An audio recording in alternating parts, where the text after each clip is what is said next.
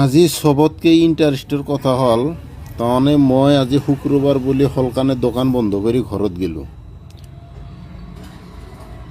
আজি মসজিদর কথা আছে শুক্রবার, সেই কারণে মই হলকানে বন্ধ করে ঘরত গেলো। বিশেষকে সবতকে ইন্টারেস্টের কথা হল তাৰমানে কাস্টমাৰটো মই ঘৰত যোৱা 5 মিনিটমান পিছতে আহি পাইছে মোৰ দোকান আহি পোৱাৰ পিছত মই ঘৰ যাওয়াৰ মোটামুটি 5 মিনিটমান পিছত মোক কাস্টমাৰটো ফোন কৰিছে, দাদা আমি তো আপনাৰ ভিডিও চাই পেলাই বগৰীহাটীৰ পৰা গ্লাছ ল'ব আহিছোঁ, তে আপুনি কেতিয়া আহিব? আজি তো শুক্ৰবাৰ, আমতো টাইমটো বয়া টাইমত আহি পালোঁ। মই ক'লোঁ ভাইজান এতিয়া আপুনি তো আহিছে, এতিয়া তো মোৰ নামাজৰো সময় হৈ গৈছে, আজি শুক্ৰবাৰ কিন্তু মই নামাজৰ পিছতহে যাম। সঁচাকৈ চাওঁ যে কাস্টমাৰটো একদম হিংকে য'ত মই কেমেৰাত চালোঁ তেওঁ বাৰান্দাত বহি আছে, কাস্টমাৰটো হিংকেই বহি আছে।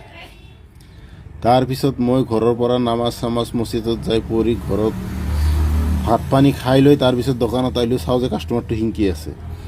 আহি পেলাই মোক কৈছে, দাদা আপোনাৰ এনে আমি ভিডিঅ'গিলা পাই থাকোঁ চাওঁ, বা আপুনি কাটিং চাটিং কৰে বা গ্লাছৰ হেৰিগিলা ভাল লাগে, তো সেইকাৰণে আজি নতুন কিবা ডিজাইনৰ ফুল থকা মাল আছে নেকি? বলো নতুন ডিজাইনৰ মাল এইটো মাল আছে, চাওকচোন আপোনালোকৰ পচন্দ হয় নেকি? তেখেতে চাই মেলি পচন্দ হ'ল, দাম দৰ মিলি গেল, তাৰপিছত কাটিং কৰি দিলোঁ।